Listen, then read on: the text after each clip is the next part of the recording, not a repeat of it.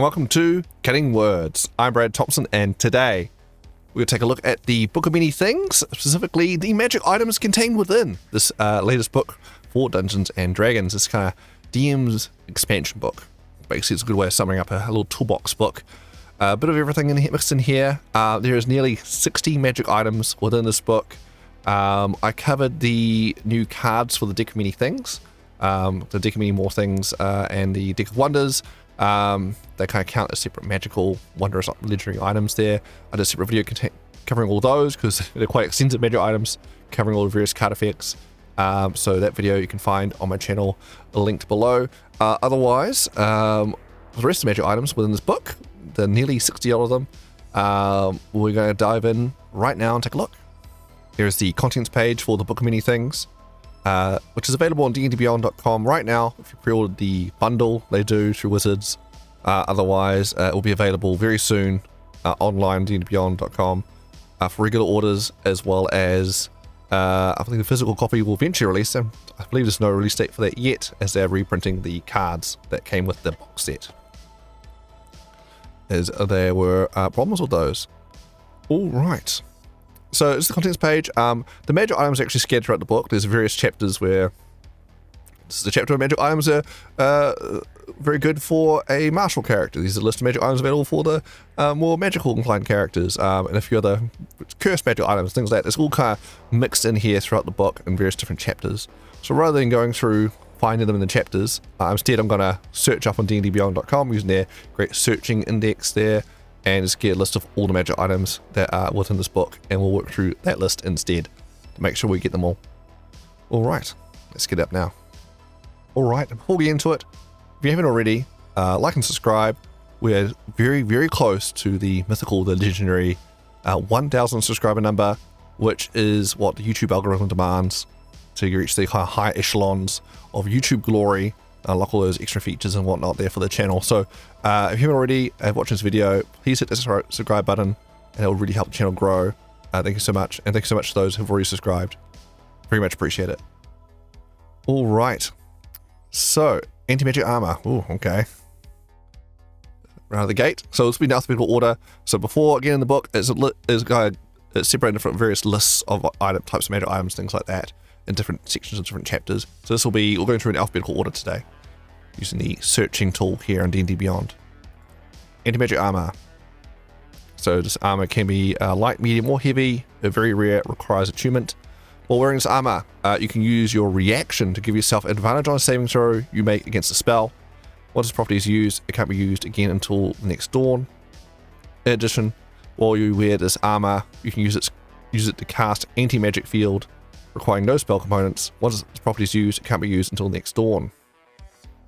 So no extra AC bonuses here or anything like that. So it's like, you're not getting anything amazing for your armor. It's just going to be standard AC.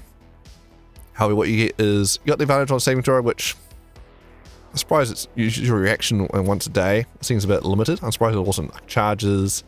I'm surprised it uses your reaction.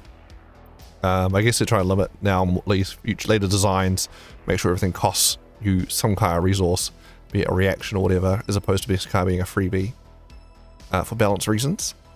But yeah, anti-magic field, that is a level 8 spell. That makes basically a field, a 10-foot sphere around you, which is magic doesn't work. Spells, magic items turn off, the artifacts work fine. I assume the anti-magic armor doesn't get affected by its own anti-magic field. I guess you cast a spell now, so therefore the armor's kind of done its job. But yeah, concentrated 1 hour, no magic, works around you, and it walks with you. So if you're a martial character with this armor, like you're a fighter or barbarian or whatever, activate this. Actually barbarian, I assume you're still concentrating on the spell, so maybe not barbarian, maybe a fighter then. You then just grapple a spellcaster, and that's them, I guess. They can't do anything about it. Goodbye. Can't teleport away, can't do anything. So that could be quite good, depending on the situation. Otherwise it would be quite bad, because, you know, anti-magic field turns off all magic, including your own magic weapons. If you're fighting an enemy that, you know, is immune to non-magic damage, you can't hurt them now. That's annoying. So yeah, it's something to be mindful of there. Yeah, it's anti-magic. And also don't get your friends caught in it. Oh dear. Alright. Got armor of fungal spores. This is uncommon medium armor. While wearing this armor, you can take a bonus action to make the armor emit poisonous spores, which fill a 10-foot radius sphere centered on yourself. Each creature in the area must succeed on a DC 15 Constitution saving throw or have the poison condition till the end of your next turn. Once this property is used, it can't be used again until the next dawn. Okay, so fungal armor, so armor a druid can wear? Yes! Which I imagine why it's probably the main reason for its existence. There's a non-metal armor option there for a druid. Once a day, poison cloud. Okay, but there's no attunement at least, so it's a free thing you can kind of do. There's no attunement cost required here, so sure. Alright. Solid uncommon item. Bit gross though. Like really has to fit your aesthetic. Like you're wearing a fungal armor. Ugh. That's actually some artwork here. Get this up. There it is. Fungal armor. Yep. Gross. If you're playing one of those spore druid, that I guess fits the aesthetic. Otherwise, alright. Armor of the Fallen. This is armor medium or heavy, uncommon, requires attunement. While wearing this armor, you can use it to cast either Speak with Dead or Animate Dead. Once the armor has cast a spell this way, can't cast either spell until next dawn. So you can follow the other, and it's done for the day. So Speak with Dead, you can ask 5 questions. Or Animate Dead, which is to make a zombie or skeleton minion. Okay. And there's a picture of it there. Skeleton armor. Got some bones in there. A bit rough to acquire attunement. I guess it's only uncommon though, but especially seeing the fungal spores armor now, you got one that requires attunement that gives you a situational ask question spell, or even rarer, really useful Animate Dead, make a skeleton or zombie minion spell once a day, and that's it. Oh, hold on. Wait, I should keep reading. Your soul keeps this armor together. If you die while you're tuned to the armor is destroyed. Oh, great. Hold on. So if you die, the armor also just dies as well, losing your investment in it. Oh my goodness, this... You're getting revived in the middle of battle, revivify, and you end up with no armor. Oh dear. Not great. Okay, moving on. Armor of the Fallen. Armor of Weightlessness. Okay, we got armor, light, medium, or heavy, uncommon, requires attunement. This armor has 5 charges. While you wear it, you can use a bonus action to expend 1 or more charges to cast one of the following spells from the armor, targeting yourself. Jump for 1 charge, or levitate for 2 charges. The armor gains 1d4 plus 1 expended charges daily at dawn. So attunement, you get 2 spells that use some charges. We've got jump, which doesn't really use much anyway, though if it becomes the updated jump spell in the next edition of the game, or what we're calling it, then that could be quite good. And then levitate, situationally could be good at low levels, about to float up our range or something in melee, so you can pop shot them or whatever, because you have to target yourself. So it's okay. Nothing to write home about though.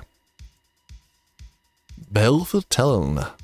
Alright, this is a weapon, a dagger, very rare. You gain a +1 bonus to attack and damage rolls made with this hooked Obsidian dagger. Whoa. When you hit a creature with this magic weapon and roll a 19 or 20 on the attack roll, the creature must make a DC 15 Constitution saving throw. As the dagger flares with sickly light, the creature takes 66 necrotic damage. Oof, something you're a rogue sneak attack, I guess. On a failed save, or half as damage on a successful one. If this damage reduces the creature to 0 hit points, the creature disintegrates into dust. Ooh, rough. Alright. So this is a +1 magic dagger that if you happen to get 19 or better on the die, there's a Constitution saving throw. And if they take halving, they do fail. 66 necrotic damage, nothing to joke about. And if they happen to die from it, they get disintegrated to dust. Oof. Yeah, that's pretty good. And no attunement either. This is no attunement. Amazing. Okay, this is really good. Like, it's pretty good for a non-attunement magic weapon. That's pretty good. Just get luck on the die rolls. you get advantage all the time. I guess you like, especially for your elf as well, with the elven accuracy. I can see, you know, you get 3d20s rolling on this to try and increase your chances of getting that 19 or better. Okay. I wonder, oh, also if you get 20, if you crit, I guess it's debatable, but that damage doubles. Probably not, because it's like a saving throw thing. Yeah, still really, really good. Alright. Blasted Goggles. Uncommon. Wondrous item uncommon, requires attunement. These Tinker's Goggles have 3 charges. As an action, you can expend 1 charge to shoot a beam of fiery light from the goggles at a creature you can see within 120 feet of yourself. The target by 16 or DC 15 dexterity saving throw will take 3d6 fire damage. The goggles regain 1d3 expended charges daily at dawn. Cursed. The goggles are cursed, and becoming attuned to them extends the curse to you. You can't remove the goggles or end your attunement to them until you are targeted by a remove curse spell or similar magic. Whenever you use the goggles fiery beam and the target rolls a 20 on the d20 for the saving throw, the goggles expose you to a flash of bright light. As a result, you have the blinded condition for 24 hours. Yikes! So you can randomly blind you. Ouch. Has attunement for your trouble when you get a beam attack. Yeah, not worth it, eh? Not worth it. Don't do it. Well, it's going to come up very rarely. Blood Rage Great Axe. It's Great Axe uncommon. Getting +2 bonus to attack and damage rolls made with Magic Great Axe. Well, you have half your hit points or fewer. Oh. Okay. So there's a +2 Great Axe that is only a +2 when your hit points are half or fewer. Okay, otherwise it's a +0 Magic Great Axe. Okay. I guess it's a cheap way of getting a +2 weapon, I suppose. Bloodseeker ammunition, very rare. Ranged attack rolls made with this ammunition have advantage against any creature that doesn't have all its hit points. Okay, so alright, so you get basically if you're shooting someone with this be it bullets or arrows or bolts or whatever, you have advantage on the roll, so you can basically load up. I know advantage as long as they're wounded in some way already. Oh yeah, that's quite cool. Try and get a sharpshooter off or whatever. Nice. Boomerang shield, aka a Captain America knockoff item. Armor shield, uncommon, requires attunement. You make a ranged weapon attack with its magic shield. It has a normal range of 20 feet and a long range of 60 feet. And it uses your strength or dexterity for the attack roll, your choice. If you're proficient with shields, you're proficient with attacks made with the shield, using the shield. On a hit, it deals 1d6 slashing damage. If you throw the shield, it reappears in your hand an instant after it hits or misses a target. Shield is made from rule about shield has +2 AC. Alright, so it's a shield that you can choose to attack with the shield by hitting it at someone. It does a d6 plus strength or dex, and it pops back to your hand again. That's hilarious. How ridiculous. Hooah. See, Captain America duck. Uncommon magic item. I guess try to think. Oh, it will be useful to have, I guess, a shield that you can use as a weapon in one hand and have your other hand spare, I guess, for spellcasting or whatever. I'm sure there might be a build out there that might appreciate that because of the juggling hand usage there, maybe. But otherwise, it's more of a gimmick. Hilarious gimmick. Bow of Conflagration. Weapon, any bow, requires attunement, and it's rare. Ammunition fired from this bow blazes brightly when you hit with a attack roll using this bow. Target takes extra 1d6 fire damage. If the target is a flammable, non-magical object, it catches fire, taking 1d6 fire damage at the start of each of its turns until a creature uses an action to extinguish the flames. Okay. So creature doesn't catch fire. It's if the target is a flammable, non-magical object, so you attack an object, it catches fire. Unfortunately, it doesn't catch people on fire. But yeah. Alright. Bow of Melodies, very rare. This is a weapon, any bow, very rare, requires attunement. This bow has multiple strings that resembles a lyre or small harp. Let's have a look at the picture here.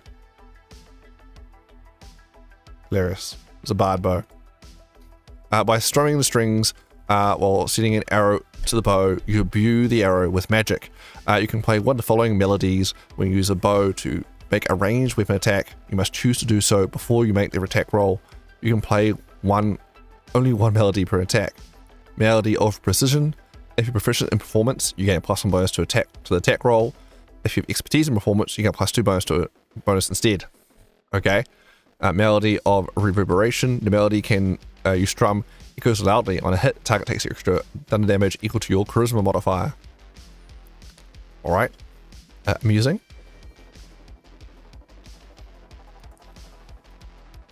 Breastplate of balance. Armor breastplate. Rare, requires attunement. This burnished copper breastplate looks as if it were made of interlocking gears, merchant scales, or blazoned across the chest. The armor has 4 charges. You can use the charges in the following ways while wearing the armor. Equalize. When you or a creature you can see within 60 feet of yourself is about to roll a d20 with advantage or disadvantage, you can spend 1 charge and take a reaction to prevent the roll from being affected by advantage or disadvantage. Man, just robbing Clockwork Soul Sorcerer blind. How dare they?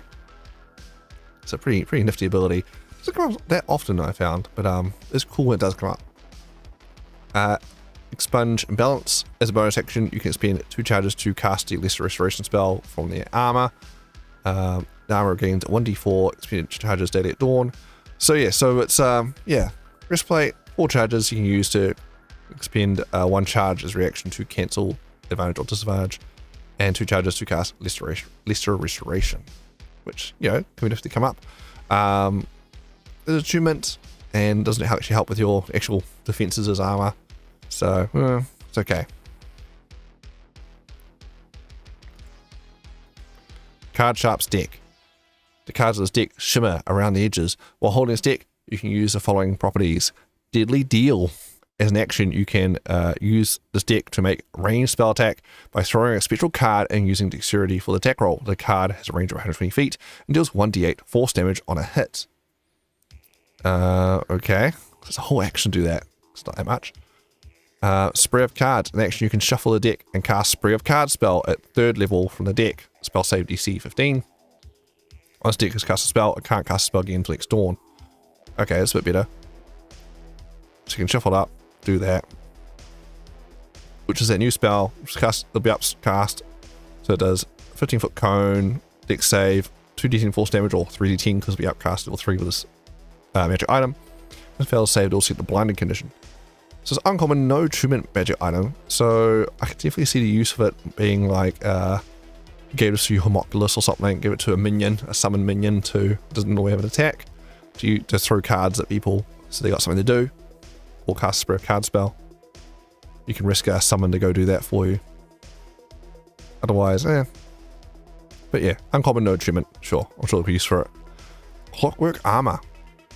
The outside surface and internal joints of its armor were with interlocking gears, drawing on the orderly magic of the plane of Mechanus. Armor has 4 charges. If you make a d20 roll while wearing this armor, you can spend 1 charge to change the number rolled to a 10. The armor gains 24 expended charges daily at dawn. That's pretty good. So, if you make a d20 roll, you can spend charge. So you can do it after the roll. Oh, amazing! It's attunement though, so it's very rare. It requires attunement. Doesn't help with any defenses whatsoever. But you can, you got 4 times a day. You can change a die roll you roll to a 10, like natural 1, let's make that a 10. That can be quite good. Alright. Crown of Whirling Comets. Wondrous item, very rare, requires attunement. This delicate silver tiara with stellar iconography. Okay. Let's have a look at the picture. Alright. Or while you wear this crown, the gems on the tiara's points detach and closely orbit your head. Sure. The crown has 6 charges for the following properties, which you can use while wearing the crown. Starflight. As a bonus action, you can expend 1 charge to gain the power of flight for 10 minutes. For the duration, you can gain a flying speed equal to your walking speed, and you can hover. Ooh, hover's nice. While flying, you glow faintly with starlight. That's pretty good because it's not a fight spell or anything. It's just concentration free, flight. You don't go that fast because you're walking speed, so it's probably not that fast. But that's pretty good. And hover is actually really good. Hover doesn't come up very often. So what hover does is it means if you, while flying somewhere, you get knocked prone or some kind of condition that basically if you get 0 movement speed or anything like that, grappled, prone, anything like that, you plummet from the sky all the way to the ground and take a lot of falling damage. A lot of damage. That's why fighting dragons in flight is a bad idea because they have a regular legendary action they can do where they flap their wings and AoE knock everyone prone, which it makes aerial battles with dragons super deadly. But if you've got hover speed, it means if that happens to you, you still remain afloat. You don't plummet to the ground.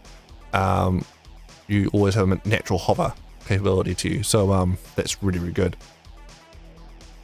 Starlight Strike. As an action, you can spend any number of charges to launch bolts of frigid starlight. You launch a number of bolts equal to the number of charges spent, and you can direct the bolts to target one creature or several, so long as all creatures are within 120 feet of you. You can see them. The bolts automatically strike the targets, and each bolt deals 2d4 cold damage. It's like a cold damage magic missile. Okay. I mean, it's good we need it, I guess. Damage is pretty low though. Whirling Hail. As an action, you can spend 3 charges to cast the Ice Storm spell, DC 16. Ice Storm. Let's see, level 4 spell. I don't think it's very good. Yeah, dual cylinder, 2 bludgeoning damage, 46 cold damage. Okay, little hail shoots down. Whatever. It's nice to have the option. Crown Regains 1d6 spend charges daily at dawn. Starflight's really good. It's worth it just for the Starflight. I can hover, yay! The other thing's just extra bonuses. Cool, and that's the Crown of Whirling Comets. Next, Deck of Dimensions. One item, very rare, it requires attunement. We've got a little picture here. Woo! Alright. The backs of the cards in the deck are decorated with intricate designs representing different planes of existence. The deck has 6 charges. While holding it, you can spend 1 or more of its charges to use the following properties. Marked card. As a bonus action, you can spend 1 charge to draw a card from the deck and place it in an unoccupied space within 5 feet of you. The card then becomes marked with an invisible sigil. Not to be confused with Sigil, the city. Once within the next 24 hours, as an action, you can speak the marked card's name and teleport to the card's location, along with any equipment you are wearing or carrying, appearing in the closest unoccupied space to the card. After you teleport in its way, or after 8 hours, the card returns to the deck and the mark on it fades. Alright. So it's like a set teleport point for you. Rifling Portal. As an action, you can spend 3 charges to cast the Arcane Gate spell from the deck. The deck vanishes, and fluttering cards create the spell's portal rings. When the spell ends, the deck reappears in your possession. So when you cast it, don't just cast Arcane Gate to escape, because you'll leave your deck behind. You want to go and get it. There's more for quick travel somewhere and back again, I guess, because it creates that 500 feet away portal that you can somewhere you can see.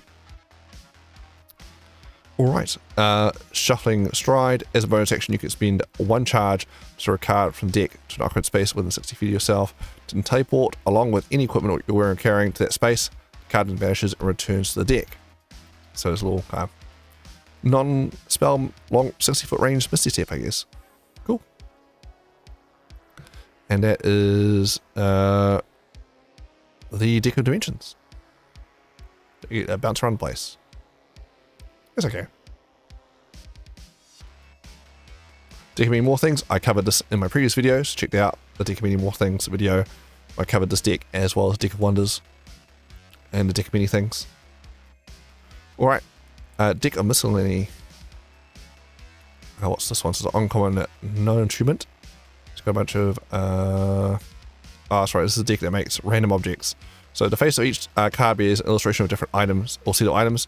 As an action, you can draw a card of your choice from the deck and throw it to the ground in an occupied space within 5 feet of yourself. When the card hits the ground, the card permanently transforms into the item or set of items depicted on its face. An altered deck of real-world playing cards can simulate the deck as shown in the Deck of Miscellany table. So you get like a shovel, arrows, you know, steel mirror, lamp. It's kind of like, basically it's very much like a robo useful items, but it's deck of playing cards. Alright, deck of oracles. One item, rare, requires attunement. The illustrations of this deck of oracle cards move or change subtly when viewed indirectly. When you finish a long rest, you can spend 10 minutes consulting the cards for an omen of the coming day. Roll d20 and record number rolled. Once in the next 8 hours, immediately after your creature within 60 of you makes an ability check, an attack roll, or saving throw, you can use your reaction to discard the d20 roll. The creature must use the number you rolled in its place of its roll. Cool, so it's like a divinationist wizard. Get one free divination roll, but you can do it after they roll and change it, but it uses your reaction. So that's pretty good. Divination wizards, I normally run them when I have them in my tables. They can change to die after the roll, so I'm not going to wait around to see if they're going to use it or not before I roll. I'm just going to just keep going. And if they go, oh, actually, I want to use my ability, sure, you do it. Don't worry about it. So yeah, so that's pretty neat, pretty good. Additionally, while holding the cards, you can cast divination from them. Once the property is used, it can't be used again until next dawn. It's kind of cool. Doing the whole fortune telling with the cards. Alright, next page. Deck of wild cards. Wondrous item, very rare. Deck of heavy valium cards. The magic of the elemental chaos. Deck has the magic of the deck functions only if cards are drawn at random. Deck of real world playing cards can simulate the deck. As an action, you can draw a random card from the deck and throw it to make a ranged spell attack, using dexterity for the attack roll. The card has a range of 30 feet. On a hit, it deals 1d4 slashing damage and imposes a magical effect determined by its suit, as detailed in the deck of wild cards table. The card immediately returns to the deck after it hits or misses the target. So, we've got so one or club suit or rods is listed there. The card explodes in a burst of fire. Target and each creature within 5 feet of it must succeed a DC 15 dexterity saving throw or take 2d8 fire damage. I'm surprised it's not one of the red ones. Alright. 2 diamonds or coins. The card shoots streaks of lightning. The target must succeed a DC 15 dexterity saving throw. On a failed save, the target has the blinding condition until the end of your next turn, and each creature within 10 feet of the target takes 1d6 lightning damage. 3 hearts or cups. The card covers the target in a thick layer of ice. The target takes 1d10 cold damage and must succeed a DC 15 constitution saving throw or have the restrain condition until the end of your next turn. 4, so this is spades or swords. The card unleashes a sharp concussive blast. The target and each creature within 5 feet of it takes 1d6 force damage and must succeed a DC 15 strength saving throw or have the prone condition. Alright. So that is an action to do that. Action draw, throw, hope you hit, to d4 slashing, and random effect. Again, it might be a case of giving this to a minion, a Moculus or whatever, just chuck cards at people rather than spend your own action on this. Next we have the Deck of Wonder, which I covered in my other video where I covered the Deck of Many More things, so check out that video for that, or a bunch of more card effects. It's quite an extensive magic item. Alright, Donjon's Sundering Sphere. It's a rare item here. Wondrous rare item. Requires attunement. The marble-sized crystal sphere glows with extra planar energy. As part of attuning to this item, you press the crystal sphere to the hilt of a non-magical melee weapon of your choice, magically attaching the sphere to the weapon. The weapon becomes a magic weapon with a +1 bonus to attack and damage rolls. While wielding this weapon, you gain the following benefits. Dimensional Anchor. You have advantage on saving throws against spells or effects that would send you to an extra dimensional space, a demi-plane, or other plane of existence against your will. Neat. Very rare when it comes up, but when it does, I'm sure you won't regret having this. Isolating Smite. When you take a creature with this weapon, you can force a creature to make a DC 16 Charisma saving throw. On a failed save, the creature is banished to a harmless demi-plane until the end of its next turn.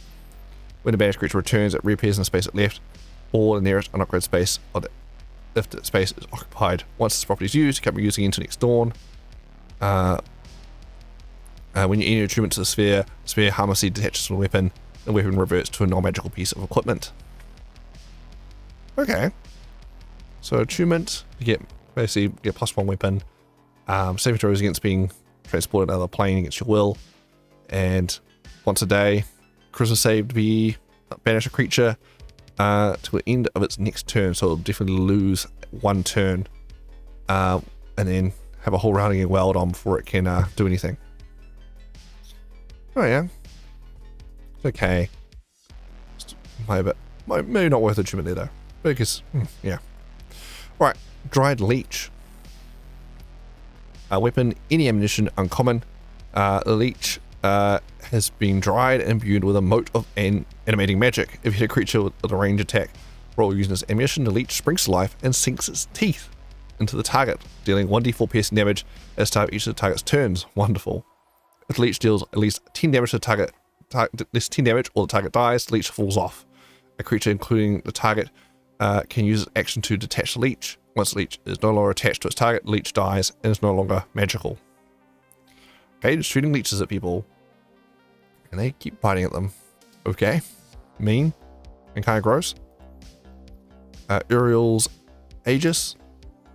Legendary, huh? This is an armor shield. Legendary requires attunement. Got that classic Perseus shield motif. A lot happier looking on it though. Wonderful. The gleaming brass shield bears a relief of the legendary Medusa druid Uriel. While wielding the shield, you gain the following benefits. Blessing of Uriel. You have resistance to poison damage and immune to the petrified condition. Hey, when it comes up, it's pretty good.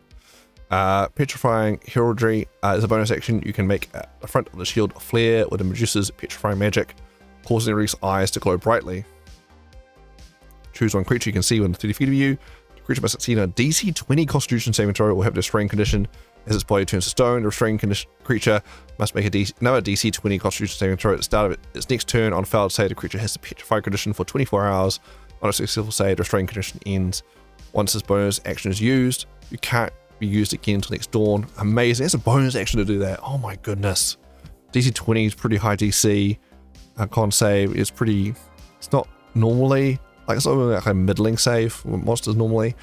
So yeah, that's pretty rough. That's, yeah, like counter. Do you have a legendary resist? No. I guess you're dead then. You're done. Yeah, rough. Yeah, like I'm trying to think, like cause that level 6 spell, Flesh the Stone, which I took one time in the campaign because I was like, I'm gonna try to make the spell be good, I'm trying to make it work. No, it's not good. Don't take Flesh the Stone, it's real bad. I tried, and yeah, it's like a level 6 spell, and you get to target them. They have to fail to save 3 times, and so it takes 3 rounds of combat to eventually get them petrified. It's pretty rough. And this is just 1, you're restrained, and 2, you're petrified. You're gone. You're done. And you can do it as a bonus action, kick it off, and it's not a spell, so you don't concentrate on a spell while doing it. Just kind of do it, you know, as a bonus action while doing other stuff. Don't worry about it. Yeah, it's really good. Once a day, bonus action, destroy 1 enemy. Nice. Spellcasting. While wielding the shield, you can use an action to cast one of the following spells from it. Lesser Restoration, locate creature, transport via plants. Once you use the shield to cast a spell, the shield can't cast a spell until the next dawn. Transport via plants, isn't that the level 6, yeah, teleport around the world kind of spell? Yeah, to any distance, any plane, as long as you got the tree. Nice. Locate creature, Lesser Restoration. Yeah, so all 3 of these spells are quite nifty spells for a campaign. If you're especially open world one, when you want to teleport around, try to locate a certain creature or fix a problem. It's quite nifty to have. You got the bonus action, remove an enemy from battle, and resistance to poison damage, and immune to petrified condition. Great shield, A+ shield. Shame it doesn't have any bonuses to AC or anything like that. Otherwise, top marks. But yeah, cool. Yeah, I mean it's a legendary item, so you'd expect it to be good, right? Yeah, this achievement. Yeah, okay. Thumbs up, I think. I think, yeah, if it had, yeah, some extra bonuses to AC or something else going on there, it would be like, yes, definitely yes. Since it doesn't have that, it's like, up there, it's still up there, still like 8 out of 10. But like, yeah, because those features are pretty good. All right, Fabulist Gem, uncommon. Wondrous item and common requires attunement. This glittering red gem is commonly found embedded in a ring or brooch. While wearing the gem, you gain the following benefits. Counterfeit coins. Use your action to magically create a pile of coins worth no more than 100 GP total in an occupied space within 10 feet of yourself. The pile must appear on a surface that can support it. After 1 hour, the coins vanish, regardless of where they are. Once the action is used, it can't be used again until next dawn. So, it makes fake coins. Okay. Who makes this magic item that makes fake coins? It's crazy. Who would sell this? Illusionary fashion. As a bonus action, you can magically change the appearance of your clothing and armor. You can change the style, color, and apparent quality of what you're wearing. Or you can make it appear as if you're wearing different garments entirely. In either case, the changes wrought by this magic fail to pass physical inspection. So it's kind of like a bad disguise self.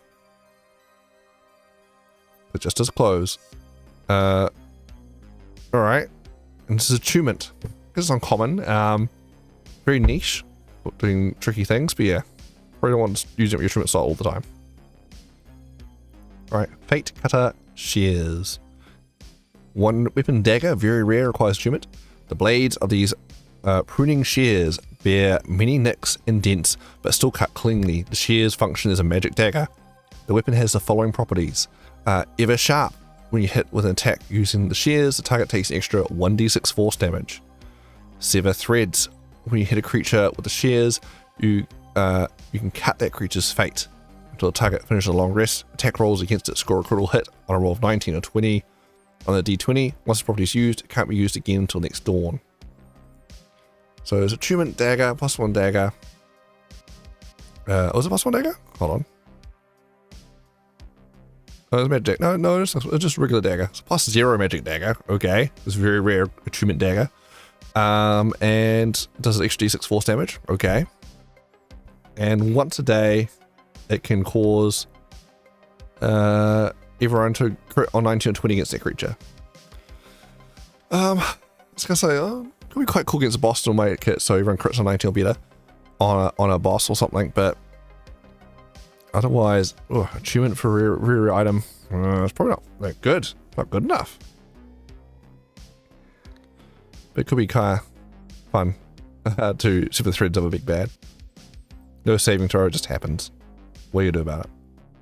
You can't legit resist out of that. Alright, Fate Dealer's Deck. Wondrous item varies, requires attunement by a cleric or a paladin. The backs of these cards are inscribed with glyphs representing the inner planes, the outer planes, or the holy symbols of various deities. While holding this deck, you can use it as a spellcasting focus, and you gain a bonus to spell attack rolls. To your spell save DC, the bonus is determined by the deck's rarity. In addition, while you're holding the deck, you can draw a card as an action to expend and roll one of your hit die and add a dex bonus to the number rolled. One creature you can see within 30 feet of you either takes radiant damage or regains set points, your choice, equal to the total. Okay. And this is various. It's not listing the options here. I'll hit the view details page to get the whole. Yeah, so very rare. So rare +1, very rare +2, legendary +3. So it basically affects the spell attack and spell save DC for you, and you get the extra card attack thing. So it's kind of like an amulet of the belt, but it's a backup playing cards. Alright, Fey wrought armor. This armor is light, medium, or heavy, rare, requires attunement. This colourful, flowery armor was forged in the Feywild and is infused with the plane's captivating magic. While wearing its armor, you have advantage on saving throws you make to avoid or end the charm conditioning yourself. This armor has 3 charges. You can use your action to expend a charge to cast the compulsion spell, DC 15 from its armor. Now gains 1d3 charges, spend charges daily at dawn. Compulsion, that's not very good. So that's a level 4 spell that you can charm people to move in certain directions and things. Whatever. No bonuses defense there. Yeah. Next, Fool's Blade. Weapon, any sword, very rare, requires attunement. The weapon appears ordinary, but bears strong illusion magic that allows its wielder to skillfully deceive opponents. Your +2 bonus to attack and damage rolls made with this weapon while wielding it. You also gain the following benefits. Fool's Feint. As a bonus action, you can feint, choosing a creature within 5 feet of you as your target. Until the start of your next turn, you have advantage on attack rolls against the target. Once this bonus action is used, it can't be used again until next dawn. So bonus action have advantage. Okay, sure. misdirect. When a creature within 60 feet of you targets you with an attack roll, you can use your reaction to require the creature to make a DC 15 intelligence saving throw. On a failed save, attack instead targets another creature of your choice that is within the target's reach. Once this reaction is used, it can be used again until next dawn. What are you, like a runic or something? So it's a buster weapon, it requires attunement, but you can give bonus action at once a day advantage and once a day reaction to an int save, which generally people aren't good against with those. Generally people who are punching you aren't good against with int saves. Or, you can take your mate instead. It's okay. Let's have some extra options there. Yeah.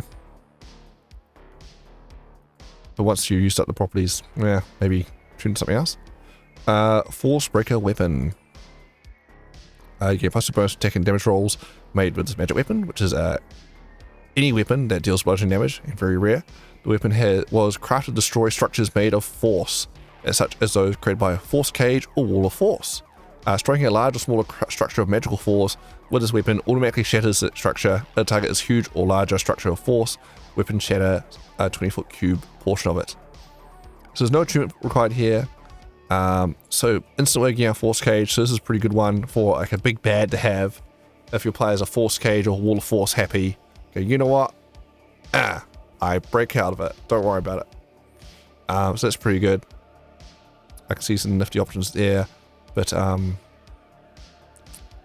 yeah, not like rushing to get this, but yeah, certain scenarios, a force cage and wall of force is used quite a lot. So you high level campaigns, this could be a useful item for your players or for the enemies to utilize to get around some of that, to break up the combat, to be less repetitive.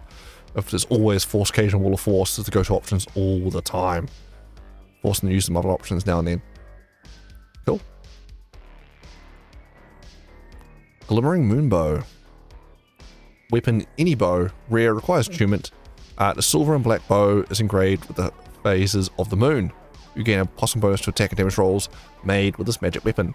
When you hit with a range attack roll using this magic bow, the target takes extra 1d6 radiant damage. If you load no ammunition in the weapon, it produces its own automatically, creating one piece of magic ammunition when you make a ranged attack with it. The ammunition created by the bow vanishes the instant after it hits or misses a target. While wielding this magic bow, you can use a bonus action to enter a semi-incorporeal state. It'll start your next turn. While semi-incorporeal, you're resistant to bludgeoning, piercing, and slash damage. Once the bonus action is used, it can't be used again until next dawn. So, you can bonus action rage, yay. A little barbarian there. And you got the extra decent possible weapon, otherwise D6 radiant damage. Yeah, okay. Cool bow. The resistance is a bit weird on a probably gonna be range attack anyway. So not something you are leaping for if you're sitting at the back shooting people, but sure. It's a freebie, I'll take it. Glimmering moonbow. Gloom wrought armor. Rare. Armor light, medium, or heavy. Rare, requires attunement. This intricate grayscale armor was forged in the Shadowfell and is fused with the plane's Gloom. While wearing this armor, you have advantage on saving throws make to avoid or end a frightening condition on yourself. This armor has 3 charges. You can spend a charge to cast the Calm Motion spell, DC 15 from the armor. The armor regains 1d3 expended uses. Charges daily at dawn. I think this one might actually come up. This seems to be the opposite of the Feywild one.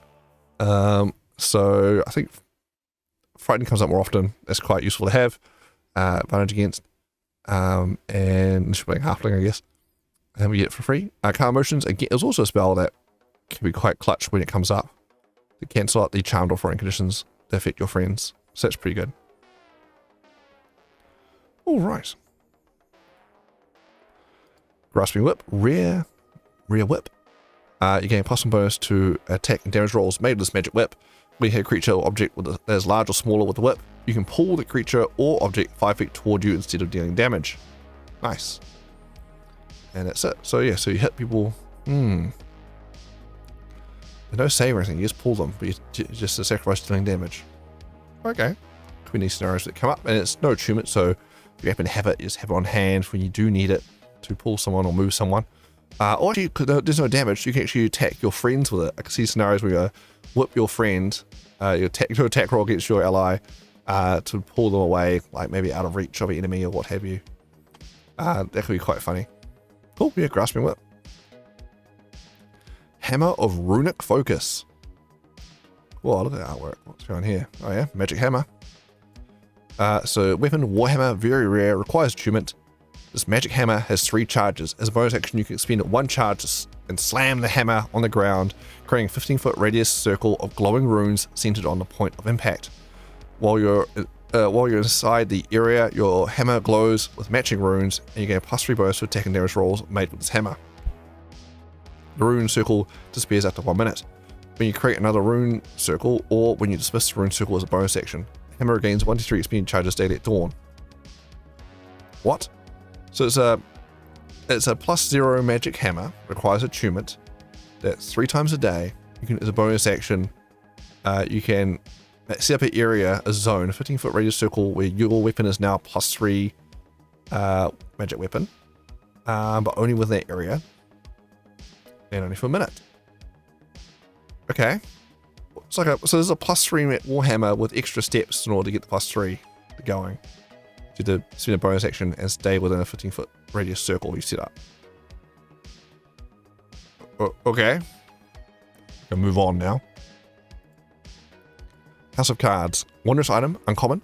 Deck of cards is decorated with geometric shapes. They have the protective motif. While holding this deck, you can use an action to shuffle it and cause the cards to deal themselves out and transform to a shelter made of cards. The shelter can be shaped however you desire, but must fit in a 50-foot cube set on a point within 30 feet of you. The shelter has 1 door and up to 4 windows. Only you can open or close them. It has a floor and a roof and maintains a comfortable temperature inside. Shelter has AC 15, 50 hit points, and immunity to poison and psychic damage. Shelter lasts for 24 hours until you dismiss it as an action, or until it reduces 0 hit points. When the shelter's duration ends, it transforms back into a deck, cards, and appears in your hand. Once it gets transformed to a shelter, it can't be used again until next dawn. This is uncommon, no attunement required, so quite nifty for parties who don't have access to Demon's Tiny Hut or something like that.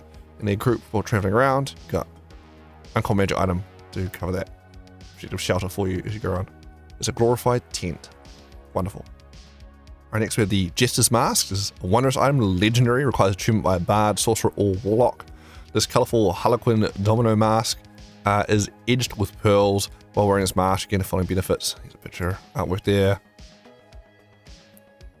Yep, that's the mask, alright. Charismatic Focus. You can use the mask as a spellcasting focus. You get a +3 bonus to any attack roll and spell saving throw DCs that you use charisma as a spellcasting ability. Nice. So that's quite cool because that means if you have any like a multi-class, like a sorcerer bard or warlock in there or whatever, or even like a I guess paladin mixed in with one of those 3, that +3 bonus applies to all your classes there because it works on all charisma based things. It's not limited to a certain class, which is quite cool for multi-classes out there. Marvelous Escape. When a creature hits you with an attack roll, you can use your reaction to disappear in a puff of smoke. And Colourful Sparkles. You take no damage and instead teleport along with anything you're wearing or carrying to an upgrade space you can see within 30 feet of yourself. Once this reaction is used, it can't be used again until the next dawn. So once a day for your escape, like a Fey Warlock or something. Topsy-turvy. When you roll a 1 on a d20, you can treat the roll as if you rolled a 20 instead. Once the property is used, can be used next dawn. That's pretty cool. Like extra option, extra capability to get a 20 when you need it. Once you roll 1. Nice. Okay. Yeah, it's pretty good. Yeah, like just having another option to have be able to have a bonus to spell save DCs and spellcasting for your caster. I mean, hell, if you're a sorcerer or whatever, you get this, and you get the Bloodwell Vial, and a Robot Archmage. That's a lot of bonuses to your spell save DC right there. That's pretty amazing. And they have the option just for the the pocket 20, 21 to 20 is pretty good, and the reaction escape for a lot of people, especially for a bard, sorcerer, or warlock. Yeah, okay. Though it is legendary, so yeah, you'd expect to be decent, right? Cool. Alright, Plate of Knight's Fellowship. Armor plate, uncommon, requires attunement. This gleaming set of silver and gold plate armor never tarnishes. While wearing this armor, you can use a bonus action to summon the spirit of a warrior to your aid. The spirit's corporeal form manifests in an unoccupied space of your choice within 2D for you. It uses the night step block, which is a charging 3 guy. The spirit disappears when it drops 0 hit points or after 1 minute, whichever comes first. The spirit is allied to you and your companions in combat. Spirit shares your initiative and count, but takes its turn immediately after yours. Spirit obeys your commands. No action required by you.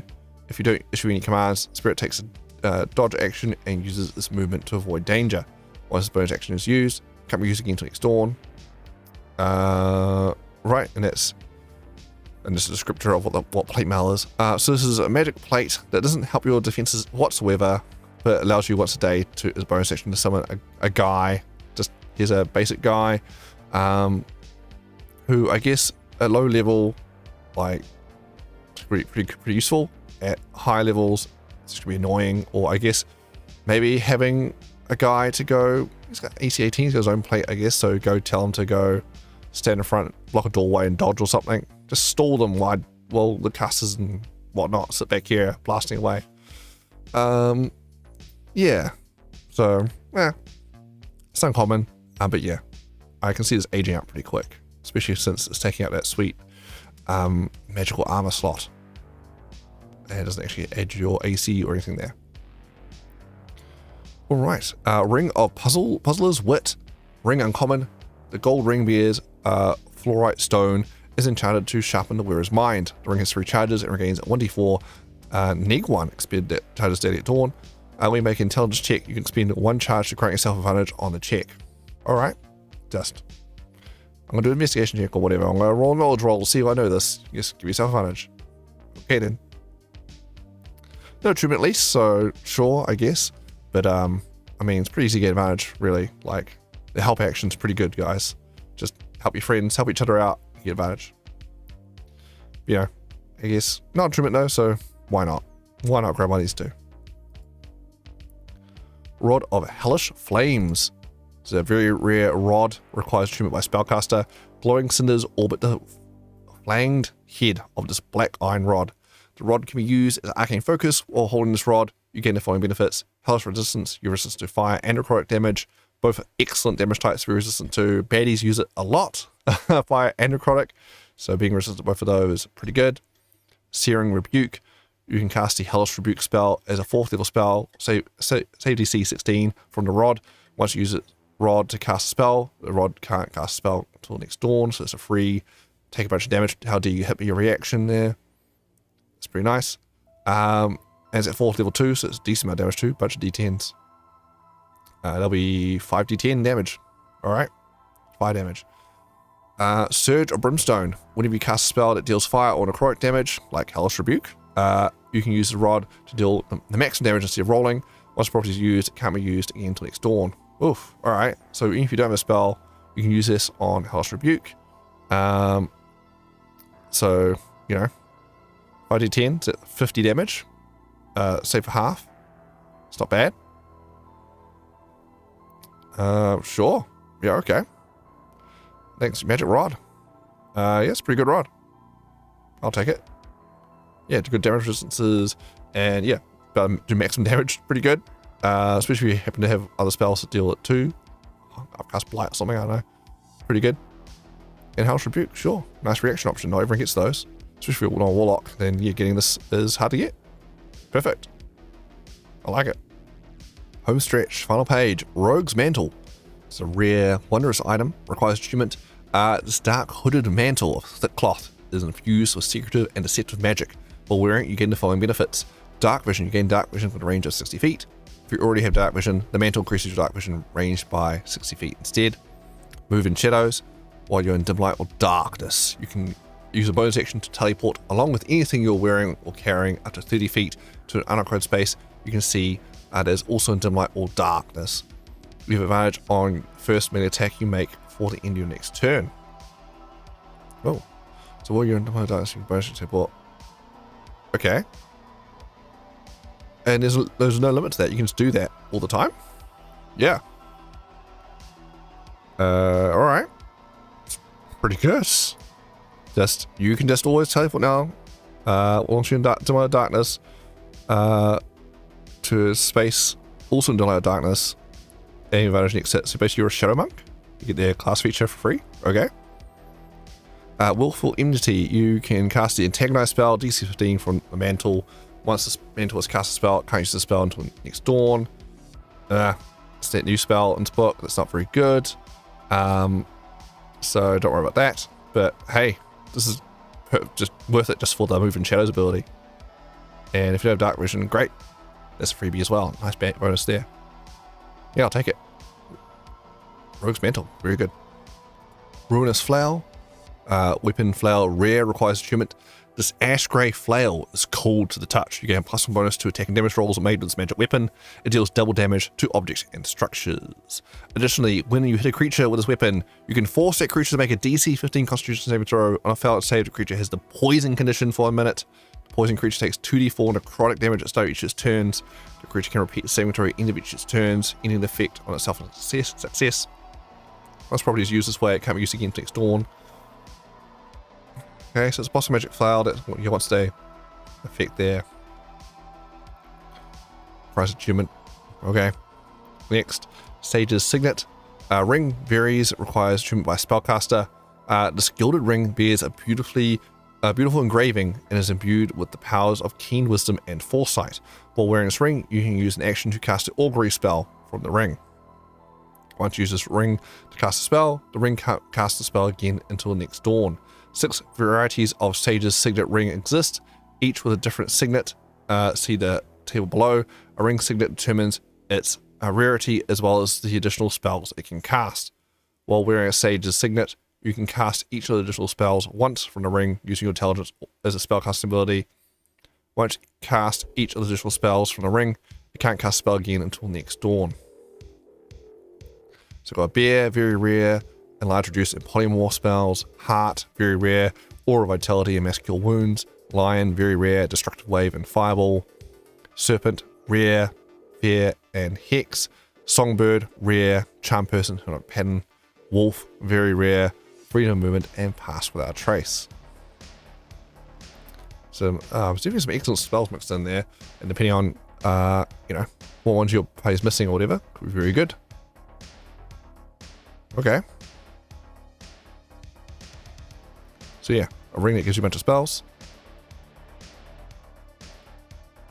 Shield of the Torches. Uncommon. So this is armor shield. Uncommon, requires attunement. While you're wielding the shield, you get a possible bonus to AC. This bonus, in addition to shields, a normal bonus to AC. So it's attunement, +1 shield. Okay, normally +1 shields don't require any attunement at all. But if you tune to it, you get a curse. Yay! The item is cursed. Attune to it extends the curse to you until targeted by a remove curse spell or similar magic.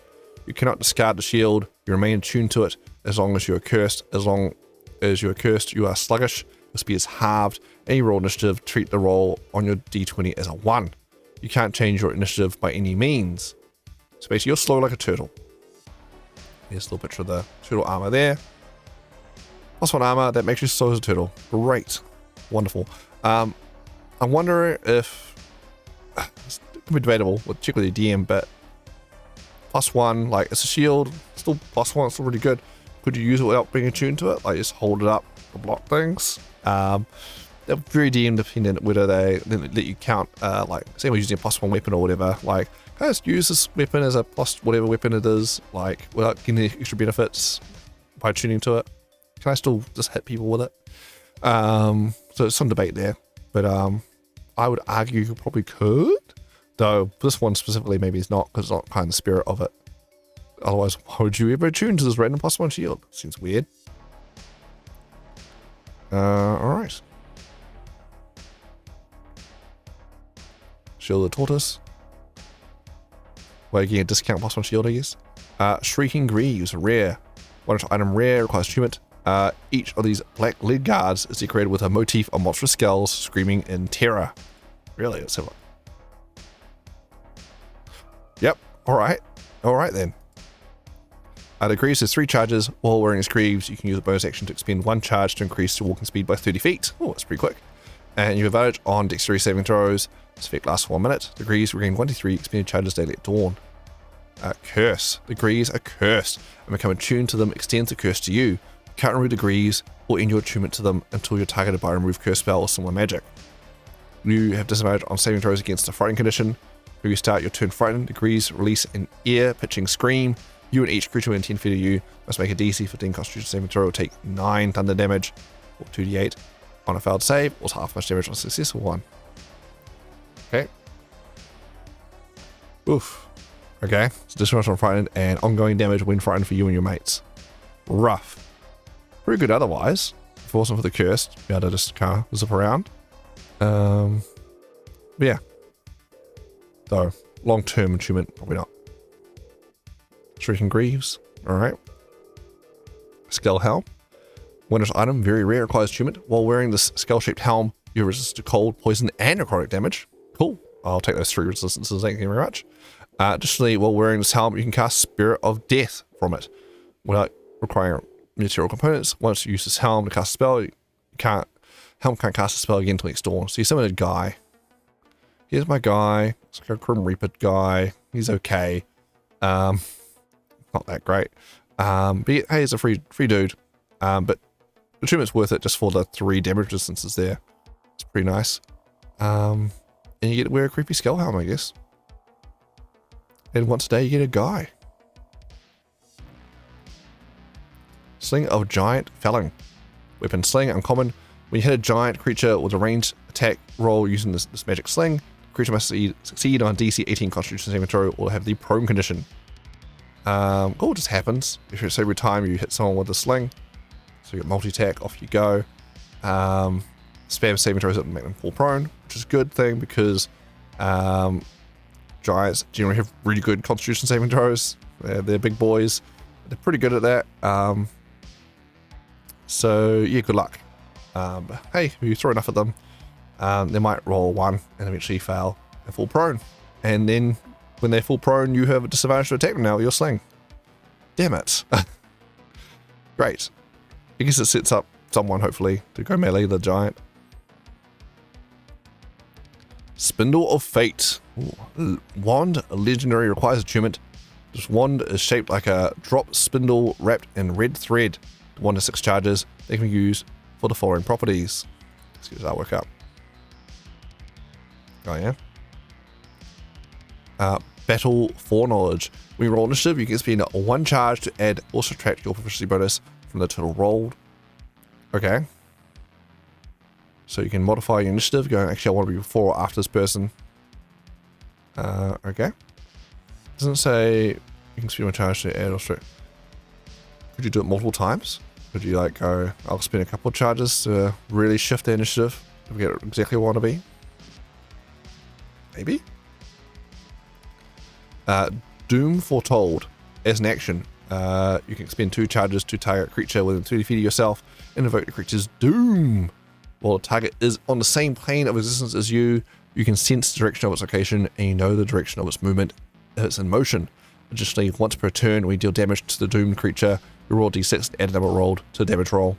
These benefits persist for 1 hour until the target of another creature with this effect. So it's kind of like Hunter's Mark. But it takes an action and 2 charges, but it's not concentration. Okay. Twist of Fate. When a creature within 60 feet of you makes a saving throw or an attack roll, you use a reaction to expend 3 charges and alter the outcome, turning a failed saving throw into a successful one, or a missed attack roll into a hit, or vice versa. That's pretty good. Just do that. Yeah, that's really good. Oh my god.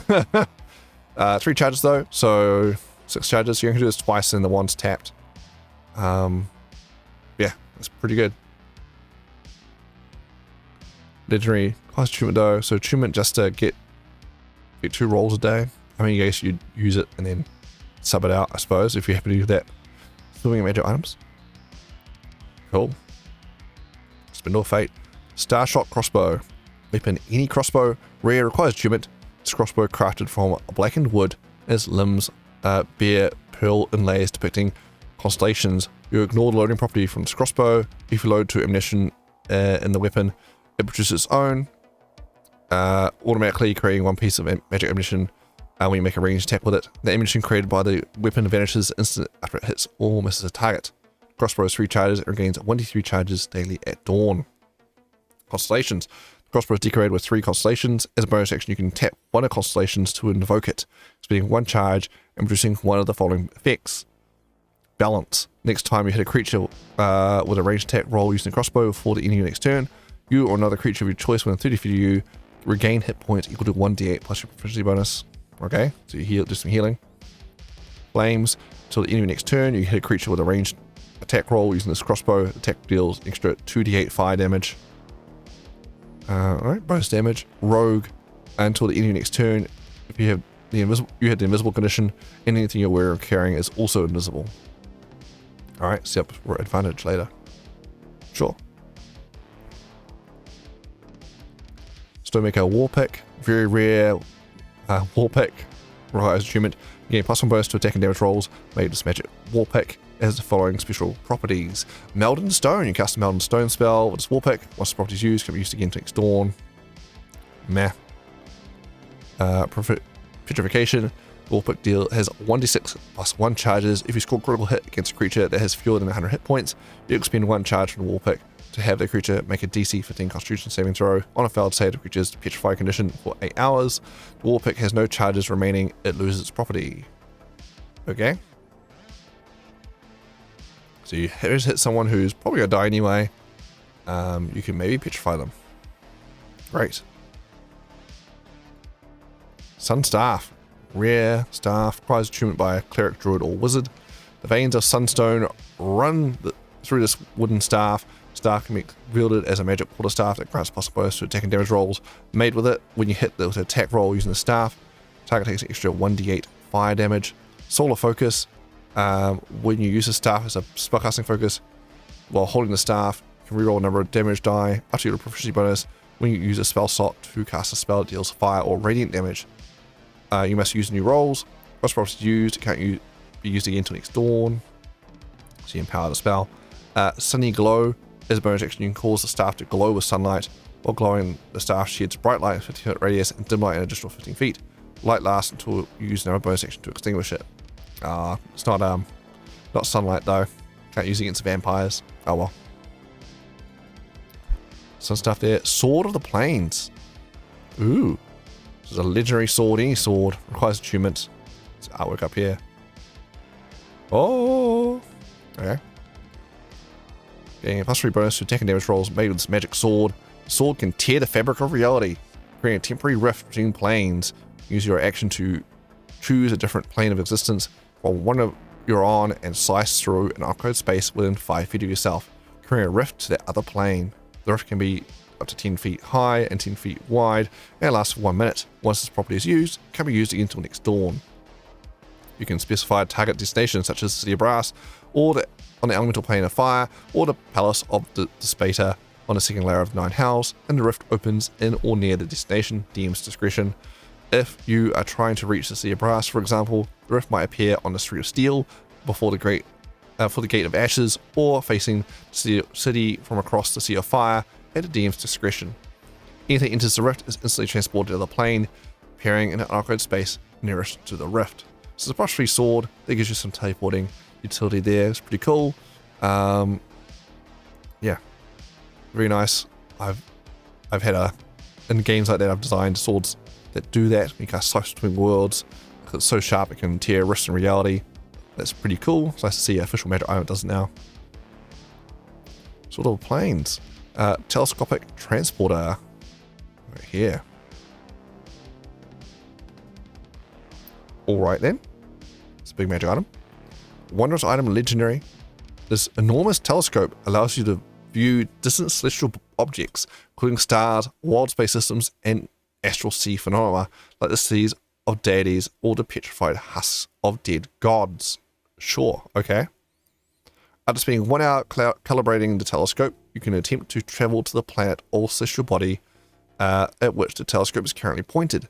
At the end of the hour, make a DC 17 Intelligence Arcana check. On a successful check, you and 8 other willing creatures touching the telescope, along with everything all travelers are wearing and carrying, safely teleport to unoccupied spaces at the intended destination. On a failed check, a mishap occurs instead. DM rolls on the telescope travel mishaps table to determine the mishap or choose a mishap that's good for the campaign. How do you get back? So hold on. So your party, I guess you don't do this below level. I guess you did your check. You aim at something and teleport away. The telescope stays there, doesn't it? So you teleport, travel to a planet, switch your body, you can see the telescope. At the end, make a DC check. So it takes an hour to set up as well. So it takes an hour steering. Do the check. You and when you touch the telescope, along with everything that all travelers are wearing and carrying. So I assume this massive telescope doesn't count as that. Safe to teleport there. Yeah, and good luck. Hopefully you have a plan to get back. Can't use the telescope for that. Okay. All the mishaps. So D6 table here. We got mishap 1, the travelers appear adrift in the astral sea. Mishap 2, the travelers appear in a different plane of existence determined randomly or chosen by the DM. 3, excessive cosmic energy overloads telescope, causing it to explode. Each creature within 60 feet of the telescope takes 86 necrotic damage. Any humanoid who survives this damage is transformed into a different kind of creature as if it had been subjected to a reincarnate spell. Okay. Fun. Hey everyone, you're reincarnated now.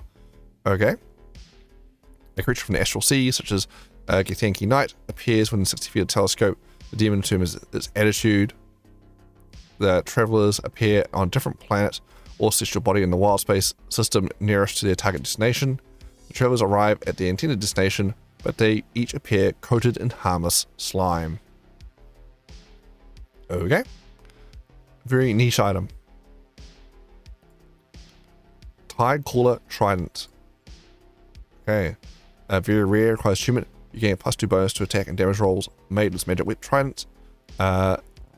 You also have advantage on attack rolls made with this weapon while underwater. Okay. Hey, if you underwater campaign, this is your moment. This is it.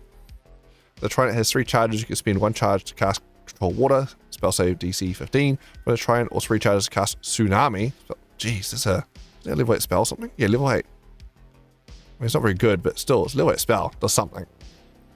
The trident regains 1 to 3 charges. It's been a daily at dawn. Yeah. So the +2 trident acquires attunement that gives you a couple of niche watery spells. Aiming advantage way underwater. I guess you can make the field, because you can control water in tsunami, you can make the field water.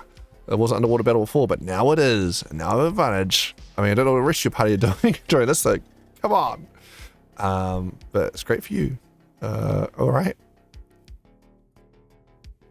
Voidwalker armor. Studded leather, rare, requires attunement. This black studded leather armor bears a red sheen. While wearing this armor, you can use a bonus action to summon a projection of yourself in an awkward space within 30 feet of yourself. The projection is a translucent copy of you, and it has immunity to all damage and conditions. And you can make attacks and cast spells with a range other than self as if standing in the projection space. The projection disappears at the end of your turn. Once you use this bonus action, you can't be used again until the next dawn. Okay. Cursed. The armor is cursed, and attuning to it extends the curse to you. As long as you remain cursed, you're unwilling to part with the armor. Taking it off fails to end the curse. While cursed in this way, you feel disconnected from your body, continuously hearing whispers that call for you to join them. When you finish a long rest, while cursed, you must make a DC 11 charisma saving throw. On a failed save, your soul is drawn from your body and trapped in an object on a different plane of existence. The object and location of this object are chosen by the DM, but might be the House of Cards. See chapter 18, so it's an extra-dimensional prison place they've got a map for and everything in the book. While your soul is trapped in this way, your body is inert and doesn't age or require sustenance. Destroying the object frees your soul. Otherwise, only a wish spell can restore your soul into your body. Alright. Yeah, not worth this armor. See you later. Warrior's Passkey, rare. So one item rare requires attunement. The silver skeleton key is warm to the touch. While holding this key in its key form, you can use the action to cast a knock spell from the key. Oh, just infinite knocks. Perfect. Transforming the key. While holding the key, you can use a bonus action to transform it into a magic longsword. You are considered proficient with the sword and have a +1 bonus to attack and damage rolls made with it. On a hit, the sword deals 1d10 force damage. The item remains in its sword form until it leaves your grasp, or use a bonus action to revert it to its key form. Alright, so +1 sword is 20 force damage. Not bad at all. If you end your attunement to the item while it's in its sword form, it will automatically reverse to its key form. It's always going to be a key. And here it is there. Key turns into sword. Alright. Weapon of Throne's Command. Weapon, any martial weapon, very rare, requires attunement. This weapon is bedecked in ornate gold filigree and deep blue and maroon jewels. You get +1 bonus to attack and damage rolls made with this weapon. Additionally, you gain proficiency in the intimidation and persuasion skills if you don't already have it. That's cool. There's a magic weapon that you tune to, it gives you some extra skills. They don't do that very often. Spellcasting, the weapon has 5 charges. You can use a bonus action and expend 1 or more charges to cast one of the following spells. Oh, so it's a bonus action casting spells. So, spell save DC 16, Command 1 charge, Zone of Truth 2 charges, Compulsion 4 charges, Banishment 4 charges, Dominate Person 5 charges. Wow, a bonus action Dominate Person. Not bad. And you're getting 1d4 spend charges daily at dawn. So it's a +1 weapon, because you 2 extra skills and a bonus action Dominate Person, I guess. Alright. Very rare. That's pretty cool. Like, I can see this being useful for like a sword bard or something. Us having a few extra options there. Or I guess someone who doesn't normally get those social skills, I guess. Nice. Winged ammunition. Weapon, any ammunition, uncommon. Ranged weapon, attack rolls made with ammunition, ignore half cover and 3/4 cover. In addition, attacking at long range doesn't impose disadvantage on ranged weapon attacks made with ammunition. So, non-attunement, uncommon ammunition you can get, so you can buy some magic ammunition to replicate, you know, sharpshooter feet and whatnot. Sure. I destroy my enemies with money. Money is my superpower. Use enough money to counteract all your penalties. Perfect. Oh, one day I'll play that character. Wraps of unarmed prowess. While wearing these cloth wraps, your unarmed strikes are considered magical for the purposes of overcoming immunity and resistance to non-magical attacks and damage. And you get a bonus to attack and damage rolls of unarmed strikes driven by the wrap's rarity. Alright, let's get these wraps. So these uncommon wraps are +1, rare +2, very rare +3. There's no attunement, so basically, effectively, it's a monk +1 weapon, +2 weapon, +3 weapon, non-attunement equivalent here. So you can use you can punch without worrying, because it definitely was a hole. So I decided to quickly fill here for them. And there's all the magic items in this book. Alright. Well, there you have it. That's all the magic items in a deck of many things. Again, we've got the magic cards, decks that were in there, covered in another video, deck of many more things video. Check it out on my channel, Cutting Words. Alright, speaking of Cutting Words, you've been watching Cutting Words by me, Brad Thompson. If you haven't already, hit that subscribe button, help the channel grow. We're very, very close to 1,000 subscribers. Love to reach that number. That's my target, my goal by end of the year. So if you can help me out with that, that'd be very much appreciated. Alright, until next time, happy gaming, catch you later, and see ya.